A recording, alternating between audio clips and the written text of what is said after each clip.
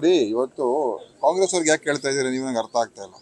ಅನೇಕ ಶಂಕರಾಚಾರ್ಯ ಸ್ವಾಮೀಜಿಗಳೆಲ್ಲ ಹೇಳ್ತಾ ಇದ್ದಾರೆ, ಅವರು ಕೇಳಿ ಯಾಕೆ ಹೋಗೋದಿಲ್ಲ ಅದು. ನಾವು ಹೇಳುವಂಥದ್ದು ಮಂದಿರ ಹೋಗೋದಕ್ಕೆ ಯಾರು ಪರ್ಮಿಷನ್ ಬೇಕಾಗಿಲ್ಲ.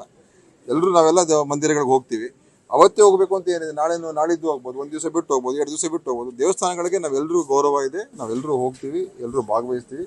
ರಾಮ ಮಂದಿರ ಇವತ್ತು ಅತ್ಯಂತ ಒಂದು ಸಂತೋಷದ ವಿಚಾರ ನಿರ್ಮಾಣ ಆಗಿರುತ್ತದ್ದು. ಆದರೆ ಅದನ್ನು ರಾಜಕೀಯವಾಗಿ ಒಂದು ವಾತಾವರಣ ನಿರ್ಮಾಣ ಮಾಡ್ತಾ ಇದ್ರೆ ಸರಿಯಲ್ಲ ಅಂತ ಅಷ್ಟೇ. ಅದು ನಾವು ಹೇಳ್ತಾ ಇಲ್ಲ, ಅನೇಕ ಜಗದ್ಗುರು ಶಂಕರಾಚಾರ್ಯಗಳು ಹೇಳ್ತಾ ಇದ್ದಾರೆ. ಯಾಕಂದರೆ ಇದು ರಾಜಕೀಯ ಲಾಭಕ್ಕೋಸ್ಕರ, ಚುನಾವಣೆಗೋಸ್ಕರ ಬಳಕೆ ಮಾಡೋದು ಎಷ್ಟರ ಮಟ್ಟಿಗೆ ಅದು ಒಳ್ಳೆಯದು ಅಂತ ಪ್ರಶ್ನೆ ಮಾಡ್ತಾ ಇದ್ದಾರೆ ಎಲ್ಲರೂ. ಯಾಕಂದರೆ ಅದೊಂದು ಪೊಲಿಟಿಕಲ್ ಕ್ಯಾಂಪೇನ್ ಆಗಬಾರ್ದು. ಎಲ್ಲರೂ ಅಲ್ಲಿ ಭಾಳ ಎಲ್ರಿಗೂ ಹೋಗೋದಕ್ಕೆ ಆಸೆ ಇದೆ. ನಾವುಗಳು ಖಂಡಿತವಾಗಿ ಹೋಗ್ತೀವಿ.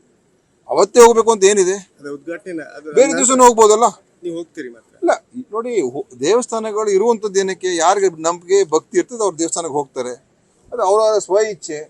ಯಾರಿಗೆ ಹೆಚ್ಚು ಭಕ್ತಿ ಇರ್ತದೆ, ಯಾರಿಗೆ ಆ ದೇವರ ಬಗ್ಗೆ ಭಕ್ತಿ ಇರ್ತದೆ ಅವ್ರು ಹೋಗ್ತಾರೆ. ಕೆಲವರು ಮಸೀದಿಗೆ ಹೋಗ್ತಾರೆ, ಕೆಲವರು ಚರ್ಚ್ಗೆ ಹೋಗ್ತಾರೆ, ಕೆಲವರು ದೇವಸ್ಥಾನಕ್ಕೆ ಹೋಗ್ತಾರೆ, ಕೆಲವರು ಬೇರೆ ಬೇರೆ ಕಡೆ ಹೋಗ್ತಾರೆ. ಅದು ಅವರ ಸ್ವ ಇಚ್ಛೆ. ಅದಕ್ಕೆ ಯಾರಿಗೆ ಒತ್ತಾಯ ಮಾಡೋದು ಸರಿಯಲ್ಲ.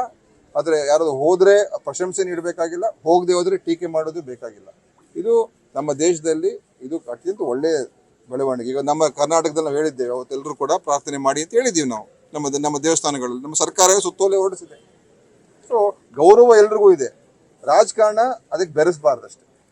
ರಾಜಕೀಯವಾಗಿ ದುರ್ಬಳಕೆ ಮಾಡ್ಕೋಬಾರ್ದು. ಅದು ಒಳ್ಳೆಯದಲ್ಲ ಅಂತಲೇ ನಾವು ಹೇಳ್ತಾ ಇರ್ತಕ್ಕಂಥ.